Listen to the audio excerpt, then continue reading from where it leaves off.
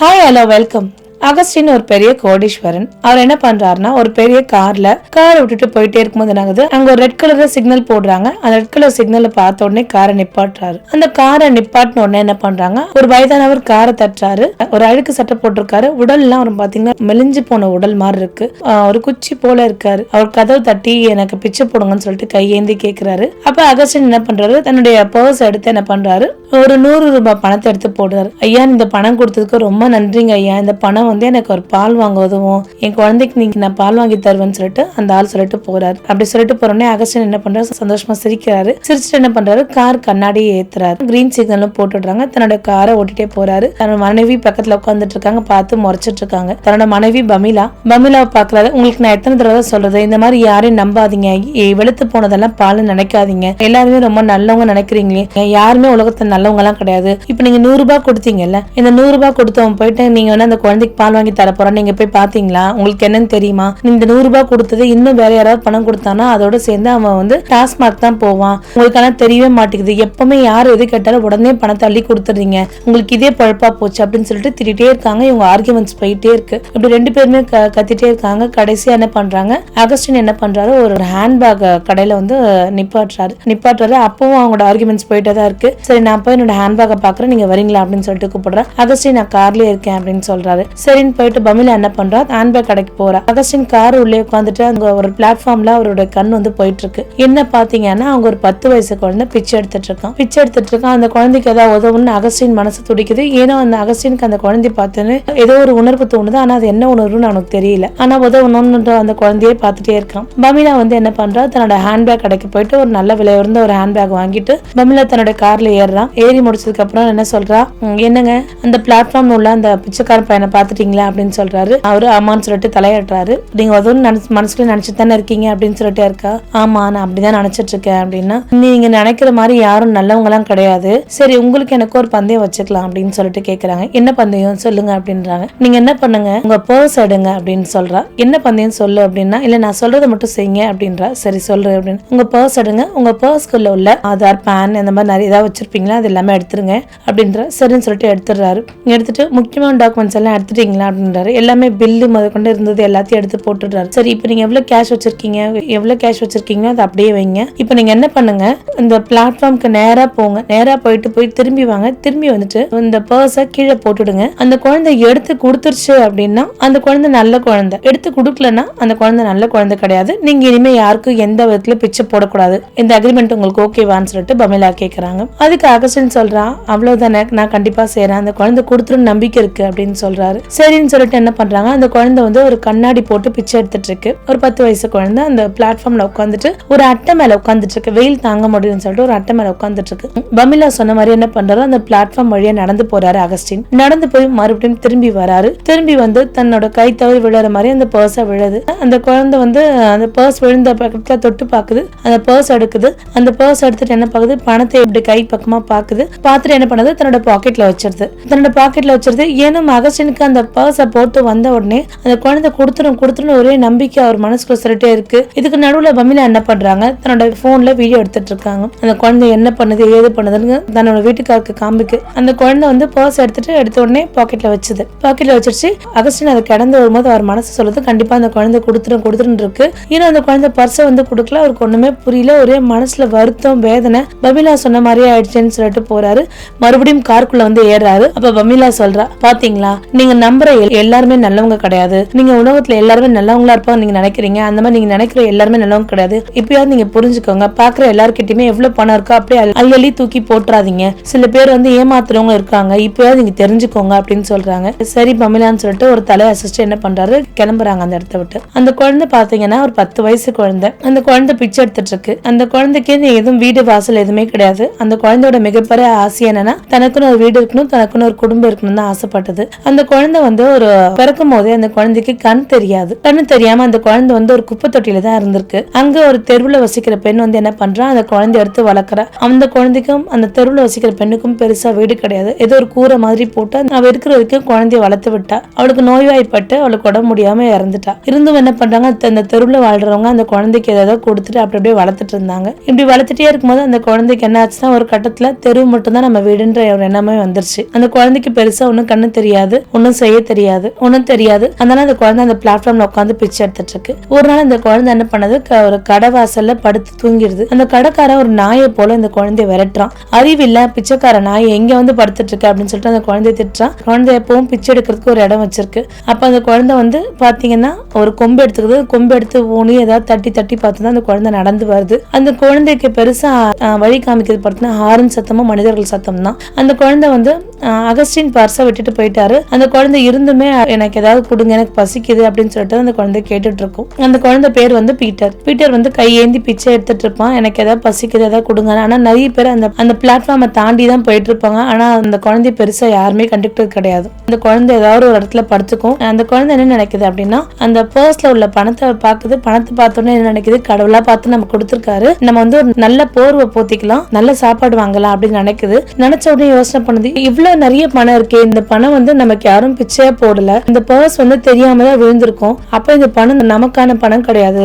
அவன் வந்து அந்த பணத்தை பார்த்து ஆசைப்படுறான், நல்ல போர்வை வாங்கிக்கணும், நம்ம குளிர் தாங்க முடியாம இருக்கும், அதனால போர்வை வாங்கிக்கணும் அப்படின்னு நினைக்கிறான், நல்ல சாப்பாடு சாப்பிடணும் அப்படின்னு நினைக்கிறான், நல்ல உடை உடுத்தணும்னு நினைக்கிறான். ஆனா வந்து இந்த பணத்தை அவங்க யாரும் பிச்சையா போடல, இது தெரியாம விழுந்த பணம், யாராவது வந்து கேட்டா கொடுத்துடலான்ற எண்ணத்தோட இருப்பான். மறுநாளும் அந்த இடத்துல காத்திருப்பான், யாராவது இந்த பர்ஸை வச்சுட்டு காத்திருப்பான், யாராவது இந்த இடத்த வந்து இந்த பணம் கேட்டா கொடுத்துடலாம்னு சொல்லிட்டு காத்துட்டு இருப்பான். ஆனா யாரும் வந்து கேட்க மாட்டாங்க. ஒரு தடவை என்ன ஆயிடுச்சு அப்படின்னா, அவனுக்கு ஒரு லாட்டரி சீட்ல லாட்டரி விழுந்திருக்கும். அப்ப அந்த லாட்டரி சீட்டை ஒருத்தங்கிட்ட கேட்கும்போது என்ன பண்ணா, அந்த சீட்டை எடுத்துக்கிட்டு அவனை விரட்டி விட்டுட்டாங்க. அந்த மாதிரி யாருக்கிட்ட கேட்கறதுக்கு ஒரு பயமா இருக்கு. ஏன்னா பணம் எந்தன்னு சொல்லிட்டு அவங்க எடுத்துட்டு போனாங்கன்னா, இந்த பையனுக்கு வந்து இது உண்மையா அவங்களோட பர்ஸ் எல்லாம் தெரியாது இல்லையா, அவனுக்கு கண்ணு தெரியாதனால. அதனால நம்ம யாருக்கிட்டையும் இதை பத்தி சொல்லக்கூடாது, சொன்னா அவங்க அந்த பணத்தை எடுத்துக்கிட்டு நம்மளை ஏமாத்திருவாங்க அப்படின்னு அந்த குழந்தை நினைக்கிறான். அந்த குழந்தை வந்து பிச்சை எடுக்கிறதுல ஒரு நேர்மையா பிச்சை எடுத்துட்டு இருக்கான். அதாவது அவ்வளவு நிறைய பணம் இருந்தாலும் தான் வந்து கையேந்தி தான் பிச்சை எடுத்துட்டு இருக்கான். அவன் இப்படி பிச்சை எடுத்து பாத்தீங்க அப்படின்னா பெருசா ஒன்னும் காசு சேரல, கிட்டத்தட்ட ₹1 தான் சேர்ந்திருக்கான். அவனுக்கு ரொம்ப பசி எடுக்குது. இந்த ₹1 வச்சுட்டு எந்த ஹோட்டல்ல போனாலும் நமக்கு எதுவும் தரமாட்டாங்க சொல்லிட்டு என்ன பண்றான், பழக்கடை ஒண்ணு இருக்கு, அந்த ₹1 சில்லறைங்களை எடுத்துட்டு போய் தரான். அந்த ஆள் என்ன பண்றாரு அப்படின்னு பாத்தீங்கன்னா, ஒரு நல்ல கனிஞ்ச வாழைப்பழமும் ஒரு ஆப்பிளும் கொடுக்கறாரு. அதை சாப்பிட்டுட்டு குழந்தை அப்படியே படுத்து தூங்குது. அந்த தெருக்குள்ளேயே படுத்து தூங்குது. ஒரு ஓரமா என்ன பண்ணுது, தன்னை குளிருக்காக ஒரு அட்டையில எடுத்து சுத்தி படுத்துட்டு இருக்கு. இந்த மாதிரி இந்த குழந்தை படுத்துட்டு இருக்கு. அப்ப அகஸ்டின் தன்னோட வீட்டுல என்ன பண்றாரு, நைட்டு இரவு உணவு சாப்பிடுறாரு. உணவு சாப்பிடும்போது ஒரே டல்லாவே இருக்காரு. அப்ப பமிலாவோட அம்மா என்ன சொல்றாங்க, டொனால்ட் டார்டா அவங்க பேரு, டொனால்ட் டார்டா கேக்குறாங்க, என்ன அகஸ்டின் ரொம்ப டல்லாவே இருக்கே, என்ன விஷயம் அப்படின்னு சொல்லிட்டு கேக்குறாங்க. ஆபீஸ்ல ஏதாவது பிரச்சனையா அப்படின்னு சொல்றாங்க. அப்ப பமிலா சொல்றோம், ஆபீஸ்ல எல்லாம் பிரச்சனை இல்லம்மா, நான் ஒரு பந்தயம் வச்சேன், அந்த பந்தயத்துல அவர் தோத்துட்டாரு, அதான் அவர் டல்லா இருக்காரு அப்படின்னு சொல்றாங்க. அப்படியா, என்ன பந்தயம் சொல்லிட்டு டொனால்ட் டார்டா கேக்குறாங்க. அவங்க டொனால்ட் டார்டா புருவத்தை உயர்த்தி கேக்குறாங்க. அப்ப பமிலா நடந்த கதை எல்லாமே சொல்றா. ஆமா ஆமா, இப்ப புரிஞ்சுக்க அகஸ்டின், பாக்குற எல்லாருங்களையும் நல்லவங்க நினைச்சிட்டு இருக்கிற காசெல்லாம் தாராளமா செலவு பண்ணாத, புரிஞ்சுக்கோ, நல்லவங்க யாரும் கெட்டவங்க யாரும் உனக்கு கடவுள் ஒரு தெரிஞ்சுக்க ஒரு வாய்ப்பு கொடுத்திருக்காருன்னு சொல்றாங்க. சரின்னு சொல்லிட்டு என்ன பண்றாங்க, பமிலாவும் அவங்க எல்லாருமே உணவு சாப்பிடுறாங்க. உணவு சாப்பிட்டு அகஸ்டின் தன்னோட அறைக்கு போயிடுறாரு, தனிமையா படுத்துட்டு இருக்காரு. இப்ப பமிலாவும் டொனால்ட் டார்டாவும் பேசிக்கிறாங்க, உன் புருஷனுக்கு எப்பயாவது புத்தி வரட்டும், நல்ல பந்தயம் தான் நீ வச்சிருக்க, பாக்குற எல்லாருக்குமே பணத்தை தூக்கி தூக்கி கொடுத்துருவான், இனிமேவாவது நல்லவங்க யாரும் கெட்டவங்க யாரும் தெரியணும், பிச்சைக்காரங்களுக்கு எல்லாம் போடுறத நிறுத்துங்க அப்படின்னு சொல்லிட்டு அவங்க அம்மா சொல்றாங்க. சரிங்கம்மா நான் சொல்றேம்மா அப்படின்னு சொல்லிட்டு பமிலா தன்னோட அறைக்கு போறா. பமிலா நல்லா தூங்குறா. என்ன அகஸ்டினால நிம்மதியா தூங்க முடியல. அந்த குழந்தைய பார்க்கும்போது ஏதோ ஒரு உணர்வு அவனுக்கு தோண்டிட்டே இருக்கு. இந்த குழந்தை அந்த பணத்தை கொடுத்துருன்னு ஒரு நம்பிக்கை அவனுக்குள்ள சொல்லிட்டே இருக்கு. ஏன் அந்த குழந்தை நம்ம கிட்ட பணத்தை தரலையேன்னு ஒரே வருத்தத்தோட படுத்துட்டு இருக்கான். மறுநாள் என்ன பண்ணுது, அந்த குழந்தை அதே மாதிரி அந்த இடத்துக்கே பிச்சை எடுக்க போகுது. ஆனாலும் இந்த பணம் நம்மளுக்கு கிடையாது, அந்த பணத்தை நம்ம உரிமையாளர்கிட்ட கொடுத்துடணுமே அப்படின்னு இந்த குழந்தை நினைச்சிட்டே இருக்கு. அன்று இரவு பிச்சை எடுக்குது. பிச்சை எடுத்து முடிச்சோட என்ன பண்ணுது, இரவு படுக்க வருது. படுக்க வரும்போது அந்த பர்ஸை தடவி பாக்குது. தடவி பாக்குதுன்னு பாத்தீங்கன்னா அது உள்ள ஒரு விசிட்டிங் கார்டு இருக்கு. அந்த விசிட்டிங் கார்டு இருக்கு. சரி இது ஏதோ ஒண்ணு இருக்கு, நம்ம யார்கிட்டயே விசாரிக்கணும், ஏன்னா அந்த குழந்தைக்கு கண்ணு தெரியாது. அதான் நம்ம யார் நம்பி விசாரிக்கலாம் அப்படின்னு சொல்றது பாத்தீங்கன்னா, அந்த பழம் வாங்கி சாப்பிட்டாலே அவர்கிட்ட அந்த பழ கடைக்காரர்கிட்ட போய் விசாரிக்கலாம். அண்ணா இந்த மாதிரி இந்த கார்டு மூலியமா எனக்கு தெரிஞ்சவங்க இருக்காங்க, எனக்கு உங்களோட அட்ரஸ் கொஞ்சம் சொல்றீங்களா அப்படின்னு சொல்றாங்க. அவங்க சொல்றாங்க நம்பர் 72 கார்டன் அப்படின்னு சொல்லிட்டு சொல்றாங்க. நம்பர் 72 கார்டன் சொல்லிட்டு இது பெரிய லாயர் ஆபீஸ் இந்த நகரத்திலேயே அப்படின்னு சொல்லிட்டு சொல்றாங்க. சரி எனக்கு இது இன்னொரு சொல்லுங்கன்னு சொல்லிட்டு மறுபடியும் அந்த அட்ரஸ் ஒரு தடவை கேட்டுட்டு அந்த கார்டுல உள்ள அட்ரஸ் மனப்பாடம் செஞ்சுக்கிறான். மனப்பாடம் செஞ்சுட்டு என்ன பண்றான், அந்த இடத்துக்கு நம்ம போயிடணும், அந்த உரிமையாளர்கிட்ட அந்த நம்ம பணத்தை அந்த கொடுத்துடணும் அப்படின்னு நினைக்கிறான். அவன் ஒரு கையில ஒரு கம்பு வச்சிருக்கான், அந்த கம்பு வச்சு தட்டி மாதிரி போடுறான். நிறைய பேர், ஒரு சில பேர் ரோடு கிராஸ் பண்ணணும்னு நினைக்கிறான், அப்படியே வெயிட் பண்றான். ஒரு சில பேர் அவனுக்கு ஹெல்ப் பண்றாங்க. நிறைய பேர்கிட்ட வழி கேட்டு இது எங்க போகணும்னு சொல்லிட்டு ஒவ்வொருத்தங்கிட்டே வழி கேட்டு ஒரு சில பேர் வழி சொல்றாங்க, ஒரு சில பேர் வழி சொல்ல மாட்டாங்க. கேட்டு என்ன பண்றான், ஒரு இடத்துக்கு போயிடுறான். அந்த இடம் பாத்தீங்கன்னா அந்த நகரத்திலே மிகப்பெரிய ஒரு லாயர் ஆபீஸ். அந்த ஆபீஸ் வந்து பாத்தீங்கன்னா ஒரு நல்ல ஒரு கண்ணாடி ஃபுல் அண்ட் ஃபுல் கண்ணாடியால ஃபர்னிஷ் பண்ணி வச்சிருக்காங்க. அந்த தரை பாத்தீங்கன்னா ஒரு பளிங்கு தரையா இருக்கு. தட்டி முட்டி என்ன பண்ணுது, அந்த குழந்தை வந்து அந்த ஆபீஸ்க்கு போயிடுது. ஆபீஸ்க்கு போயிட்டு என்ன பண்ணுது அப்படின்னா, காவலர் நிறுத்துறாங்க. யார் இந்த பிச்சைக்காரனா இந்த ஆபீஸ்க்கு வரக்கூடாது அப்படின்னு சொல்றாங்க.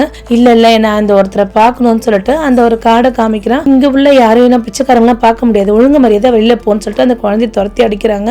இவனும் என்ன சொல்றான், அவங்க கிட்ட ஒரு விஷயத்த ஒப்படைக்கணும், தயவுசெய்து அந்த உரிமையாளர்கிட்ட ஒப்படைக்கணும், கூட்டிட்டு போங்க எவ்வளவு கெஞ்சலாம். ஆனா காவலாளர் விடவே இல்லை. காவலாளருக்கும் பீட்டருக்கும் பெரிய சண்டையே நடக்குது. அப்ப காவலாளர் என்ன பண்றான், பீட்டரோட கண்ணாடியை எடுத்து என்ன பண்றான், வேணும்னே என்ன பண்றான், கண்ணாடியை மிதிச்சு உடைச்சிடுறான். அப்ப பீட்டருக்கு ஒரே அழுகையா வந்துருச்சு, என் கண்ணாடியை உடைக்காதீங்க, சூரிய ஒளி வந்து நேரடியா என் கண்ணில் படக்கூடாதுன்னு சொல்லிட்டு ரொம்ப தேம்பி அழறான். அந்த லாபி வந்து ரொம்ப பெருசு. ரிசப்ஷன் பாத்தீங்கன்னா பமிலாவோட கணவர் அகஸ்டினும் வந்துடுறாங்க. வந்த உடனே அந்த குழந்தை பார்த்த உடனே அதிர்ச்சி ஆகுறாங்க. என்ன ஆச்சு, ஏன் இப்படி கத்துறீங்க, பிச்சைக்காரங்களா எதுக்கு கூப்பிடுறீங்கன்னு சொல்லிட்டு பமிலா வந்து காவலரை திட்டுறா. ஏன் இந்த மாதிரி திருடுறவங்க இவங்க எல்லாம் அப்படின்னு சொல்றான்.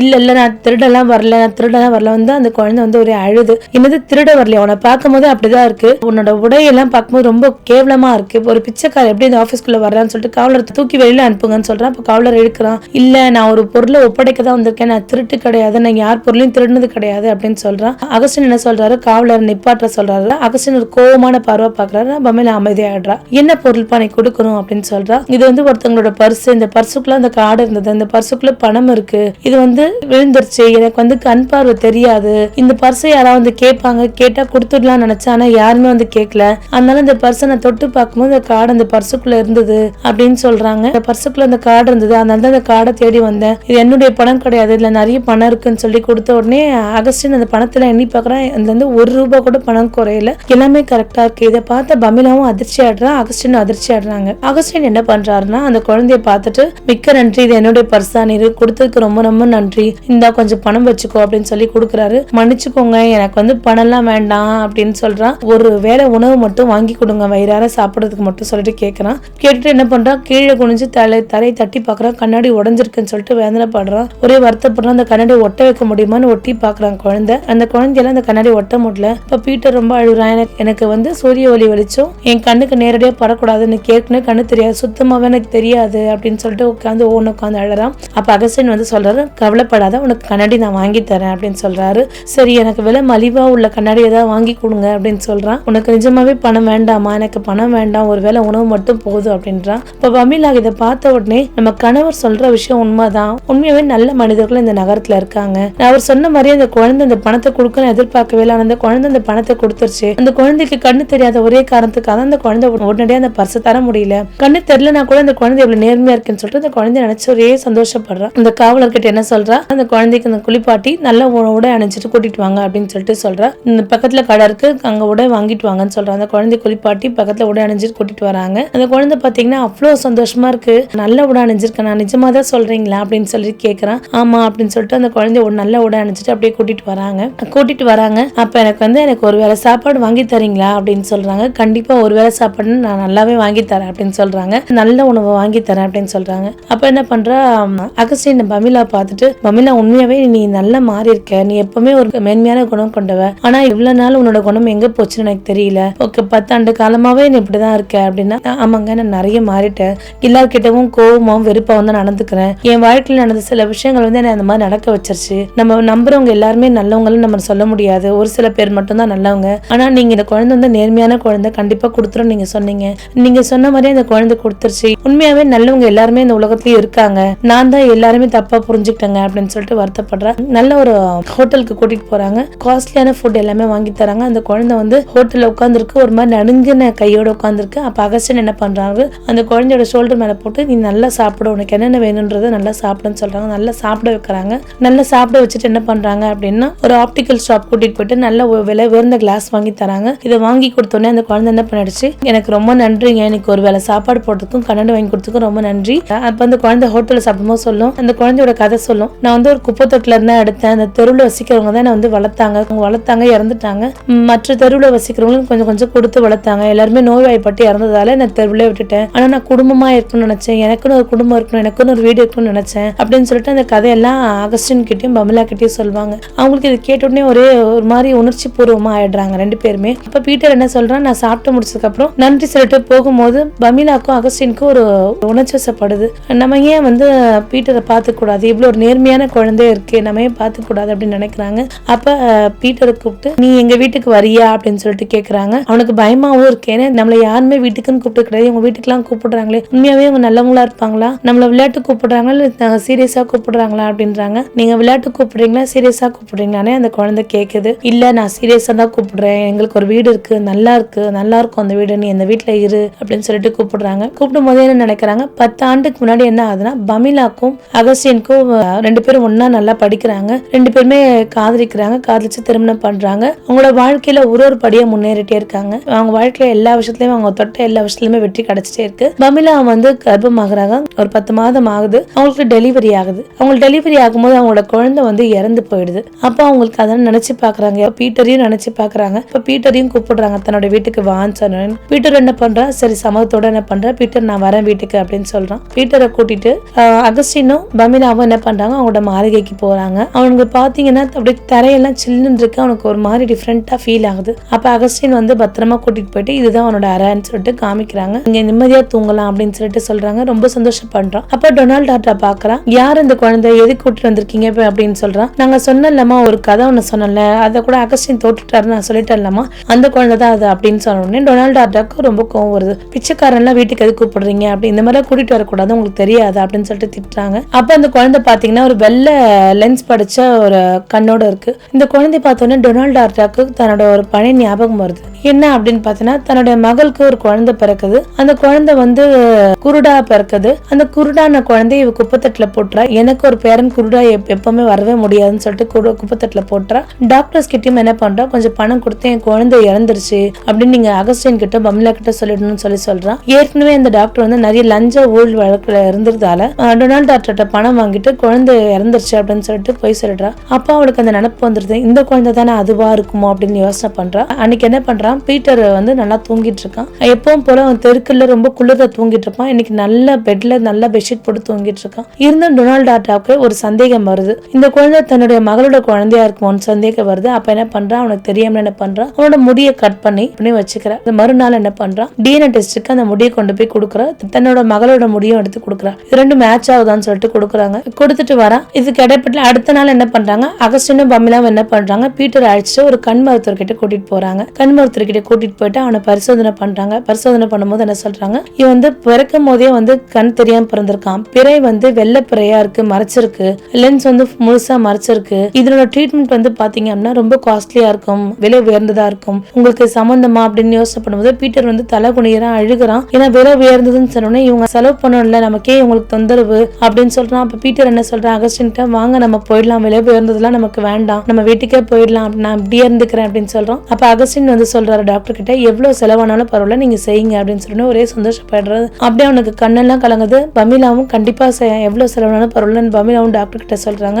பமிலாவும் சைட்லயும் திரும்பி பாக்குறான், அகஸ்டின் சைட்லயும் திரும்பி பாக்குறான். திரும்பி பார்த்து தன்னோட தலை குனிஞ்சுக்கிறான். ஒரே சந்தோஷப்படுறான், அந்த மனதளவு ரொம்ப சந்தோஷப்படுறான். அப்ப என்ன பண்றாங்க, இவங்க டாக்டர் கிட்ட போய் திரும்பி பார்த்துட்டு வராங்க. என்ன சொல்றாங்க, அம்மா அந்த மாதிரி வந்து டாக்டர் வந்து பீட்டருக்கு பார்வை கிடைச்சிரும்னு சொல்லியிருக்காங்க, ஆனா நிறைய சிகிச்சை முறைகள் பண்ணணும்னு சொல்லியிருக்காங்கம்மா அப்படின்னு சொல்லிட்டு சொல்றாங்க. அப்ப பமிலா என்ன பண்றான், மறுநாள் போய் என்ன பண்றான், போயிட்டு அந்த டிஎன்ஏ ரிப்போர்ட்டை போய் பார்த்துட்டு வரான். அந்த டிஎன்ஏ ரிப்போர்ட்டை பாத்தீங்கன்னா ரெண்டுமே மேட்சிங்கா இருக்கு. இதை பார்த்தோன்னா டொனால்ட் ஆர்டாக்கு ரொம்ப டென்ஷன், இரிட்டேட்டிங். இந்த குருட்டு குழந்தை அப்படியே போய் தொலைஞ்சிருன்னு பார்த்தா திருப்பியும் மறுபடியும் நம்ம வீட்டுக்குள்ள வந்திருக்கு. இது பெரிய அவமானம் சின்னமாச்சு. இந்த பிச்சைக்கார பையனுக்கு இவ்வளவு பெரிய சொத்துக்கு இவன் சொந்தக்காரனா? கண்டிப்பா ஒரு குருடன் எனக்கு பேரனா? இருக்கவே முடியாது. என்ன பண்றான், அப்ப விட்டதை இப்ப நான் முடிச்சிட்டேன்னு சொல்லிட்டு என்ன பண்றான், அன்னைக்கு இரவு என்ன பண்றா, ஒரு ஸ்வீட் செய்யறா. எல்லாருக்குமே ஸ்வீட் செய்யறா டொனால்ட் ஆர்டா. ஒரு கப் ஸ்வீட்ல மட்டும் என்ன பண்றா, விஷத்தை கலந்து வச்சிடறா. என்ன நினைக்கிறா பாத்தீங்க அப்படின்னா, வலது பக்கமா உள்ளதை அந்த குழந்தை கொடுத்துடணும்ன்றத நினைக்கிறா. ஃப்ரிட்ஜ்ல வச்சிடறா. அப்ப என்ன பண்ணது, பீட்டருக்கு ஒரே தண்ணி ரொம்ப தாகமா இருக்கு. ஃப்ரிட்ஜ் திறந்து தண்ணி குடிக்கிறதுக்காக பீட்டர் வரான். அந்த ஸ்வீட் ஸ்மெல் வந்து என்ன பண்ணுது, அவனுக்கு ரொம்ப என்ஹான்ஸ் பண்ணுது. அப்ப எடுத்து சாப்பிடணும் அப்படின்னு நினைச்சு அவன் எடுத்துடுறான். எடுத்துட்டு இல்ல நம்ம இந்த மாதிரி சாப்பிடக்கூடாது, இன்னொருத்தவங்க வீட்டுல அநாகரிகமா எடுக்க கூடாதுன்னு சொல்லிட்டு என்ன பண்றான், அந்த ஃப்ரிட்ஜ்ல வச்சிடறான். அந்த ஸ்வீட் வந்து இடம் மாறிடுது. அன்று இரவு டின்னர் உண்ணும் போது என்ன பண்றாங்க, எல்லாரும் டின்னர் சாப்பிட்டு முடிச்சதுக்கு அப்புறம் அந்த ஸ்வீட் எடுத்து வந்து தரா. எல்லாருமே அந்த ஸ்வீட்டை சாப்பிடுறாங்க. இருந்தும் டொனால்ட் ஆர்டர் ரொம்ப எதிர்பார்க்கறா, பீட்டருக்கு ஏதாவது ஆகுமான்னு சொல்லிட்டு எதிர்பார்க்கறா. பீட்டருக்கு ஆனா எதுவுமே ஆகல. சரி, அந்த இரவு என்ன பண்றா, அவளோட பெட்ரூமுக்கு போய் ஸ்வீட் சாப்பிட்டுட்டே இருக்கா. ஸ்வீட் சாப்பிட்டு முடிச்சோன்னு என்ன ஆகுது அப்படின்னு பாத்தீங்க அப்படின்னா, ஒரு மாதிரி மூச்சு இழுக்குது, வாயில எல்லாம் வந்து எச்ச வருது, திணறல் ஏற்படுது, மூச்சு விட முடியல, கழுத்து நரம்பு எல்லாம் ஒரு மாதிரி இழுக்கிற மாதிரி இருக்கு, கையெல்லாம் ஒரு மாதிரி சுருக்கங்கள் விழுற மாதிரி இருக்கு. ரொம்ப டொனால்ட் இது பண்றா. அப்ப பமீலா வந்து பாக்குறா, அம்மா உங்களுக்கு என்ன நடக்குது அப்படின்னு சொல்றான். அப்ப அகஸ்டின் ஓடி வந்து, அத்தை உங்களுக்கு என்ன நடக்குதுன்னு சொல்லிட்டு, நான் ஆம்புலன்ஸ் கூப்பிடுறேன் அப்படின்னு சொல்லிட்டே இருக்காங்க. ஆம்புலன்ஸ் கூப்பிடுறேன்னு சொல்லிட்டே இருக்கும்போது என்ன பண்றாங்க அப்படின்னா, ஆம்புலன்ஸ் கூப்பிடுறதுக்குள்ள அவங்க விழுந்துடுறாங்க. விழுந்தும் போது குருடு வந்து ஒரு சாப பையன் அப்படின்னு சொல்லிட்டு விழுந்து அப்படியே இறந்துடுறாங்க. அவங்க உடனடியே ஹாஸ்பிட்டல் கூட்டு போறாங்க. ஆய்வுக்கூர்ல என்ன பண்றாங்க அப்படின்னா, அவங்க திடீர்னு இறந்துட்டாங்க, எப்படி அவங்க இறந்தாங்கன்னு சொல்லுங்கன்னு சொல்லிட்டு ஹாஸ்பிட்டல் போய் கேக்குறாங்க. அப்ப அவங்க சாப்பிட்ட ஸ்வீட்ல சைனைட் இருக்கு அப்படின்றாங்க. சைனைட் இருக்கா, என்ன சொல்றீங்க, நாங்க வீட்டுல இருக்கிறது நாங்க 4 பேர் தான், எப்படி சைனைட் கலக்க முடியும் அப்படின்னு சொல்லிட்டு பாக்குறாங்க. யோசனையோட பாத்துட்டே இருக்காங்க. அவ என்ன பண்றா, தன்னோட தாயார் ரூமுக்கு போறா. போயிட்டு என்ன எப்படி சைனைட் இருக்குன்னு பார்த்தா, சைனைட் அவங்க சக்கரை மாதிரி இல்லாம உப்பு மாதிரி இல்லாம பாத்தீங்கன்னா ஒரு பாட்டில் ஒரு விஷயம் இருக்கு. என்ன அப்படின்னு பாத்தீங்கன்னா சைனைட் இருக்கு. சைனைட் பக்கத்துல ஒரு என்வெலப் கவரும் இருக்கு.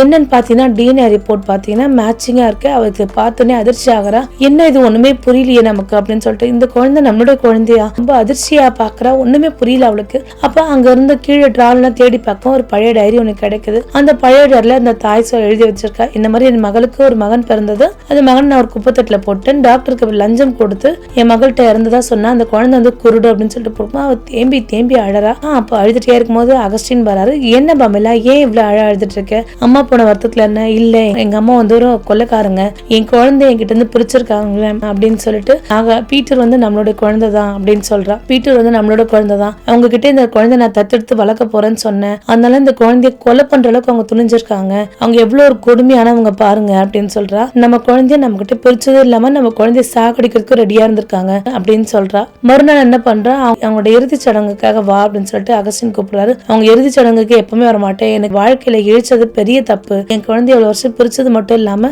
அந்த குருடான குழந்தைய பிச்சை எடுக்கிற அளவுக்கு விட்டது காரணம் எங்க அம்மா தான். என்னைக்குமே எங்க வாழ்க்கையில எங்க அம்மாவை நான் மன்னிக்க மாட்டேன், அவங்க இறுதி சடங்குக்கும் நான் போக மாட்டேன் அப்படின்னு சொல்றாங்க. அவங்க சமாதில கேண்டில் ஏற்ற மாட்டேன், பூவும் போட மாட்டேன்னு சொல்றாங்க. அப்படியே அவங்க இறுதி சடங்கு யாருமே இல்லாம அப்படியே முடிஞ்சிருது அந்த இறுதி சடங்கு. மறுநாள் என்ன பண்றாங்க, ஹாஸ்பிட்டலுக்கு கூட்டிட்டு போறாங்க. பீட்டரை கூட்டிட்டு போறாங்க. பீட்டரை கட்டி பிடிச்சு முத்து கொடுக்குறாங்க. பீட்டரை அணைச்சுக்கிறாங்க. பீட்டர் நீ என்னோட குழந்தைதான் அப்படின்னு சொல்லிட்டு சொல்றாங்க. பீட்டரை கட்டி பிடிச்சுக்கிறாங்க. ஒரு குடும்பமா வாழணும்னு நினைச்சா நீ என்னோட குழந்தைதான், நீ வந்து என்னோட சொந்த குழந்தை அப்படின்னு சொல்றாங்க. சொல்லிட்டு ஹாஸ்பிட்டல் கூட்டிட்டு போறாங்க. நல்ல அறுவை சிகிச்சை பண்றாங்க. அறுவை சிகிச்சை பண்ணிச்சு கொஞ்ச நாள் வந்து கட்டு போட்டே வச்சிருக்காங்க. ஒரு மாதம் கழிச்சு அந்த கட்டை கழட்டுறாங்க. அந்த குழந்தைக்கு முதல்ல கூசுது, அதாவது பார்வை வந்து ரொம்ப கிளியரா தெரியாது, ஆனா ஓரளவுக்கு அந்த குழந்தையால பார்க்க முடியும் அப்படின்ற மாதிரி தான் டாக்டர் சொல்லியிருப்பாங்க. நல்லபடியா ஓரளவுக்கு அந்த குழந்தை அந்த கட்டு கழட்டும் போது பாத்தீங்கன்னா அகஸ்டினும் பமிலாவும் இருப்பாங்க. அந்த குழந்தை அந்த அகஸ்டினும் பமிலா பார்த்துட்டு அவ்வளவு சந்தோஷப்படுதும், கட்டி பிடிச்சு முத்தம் கொடுக்கறது ஒரே சந்தோஷமா இருக்கும். அகஸ்டினோட வாழ்க்கைக்கு ஒரு பெரிய அர்த்தமே அந்த குழந்தை தான். ஏன்னா அவ்வளோ ஒரு சந்தோஷமா அந்த குழந்தையோட ரொம்ப சந்தோஷமா வாழ்க்கை நடத்திட்டு இருந்தாங்க. பமிலா தன்னோட குழந்தை தெருவுல படுத்திருந்த காரணத்தால தெருவுல உள்ள குழந்தை யாருமே அந்த மாதிரி படுத்திருக்க கூடாது என்ன பண்றாங்க, ஒரு அரசு நிறுவனம் ஒண்ணு ஆரம்பிக்கிறாங்க. அதாவது தெருக்குள்ள உள்ள குழந்தை எல்லாருக்குமே ஆதரவு கொடுத்து உணவு கொடுத்து நல்ல கல்வி கொடுத்து வளர்க்கணும் அப்படின்னு நினைச்சிட்டு சொல்லிட்டு ஒரு நிறுவன அமைப்பு ஒண்ணு பார்த்து நிறைய குழந்தைங்களை அந்த மாதிரி வளர்க்க ஆரம்பிச்சிட்டாங்க. இப்ப அகஸ்டினுக்கு ஒரு குழந்தைங்க மட்டும் இல்ல, நிறைய குழந்தைகள் வந்துருச்சு. எல்லா குழந்தைங்களோட அகஸ்டினும் பமிலாவும் ரொம்ப சந்தோஷமா தன்னோட வாழ்க்கையை பயணிச்சிட்டு இருக்காங்க. பொறுத்தார் பூமி ஆழ்வார் போல பீட்டர் ரொம்ப நேர்மையான குழந்தையா இருந்ததால் தன்னோட அம்மா அப்பா கூட சேர ஒரு வாய்ப்பு கிடைச்சது பீட்டருக்கு. பீட்டரோட வாழ்க்கை இன்னும் மேன்மையாகவும் இன்னும் சந்தோஷமாவும் இப்ப வாழ்க்கை அமைஞ்சிருக்கு. 10 ஆண்டு காலம் கஷ்டப்பட்டாலும் இனி வருகின்ற காலம் எல்லாமே அவனுக்கு சந்தோஷமா அமையறதுக்கு கடவுள் ஒரு ஏற்பாடு செஞ்சிருக்காரு. மீண்டும் ஒரு நல்ல வீடியோவில் சந்திக்கிறேன். நன்றி, வணக்கம்.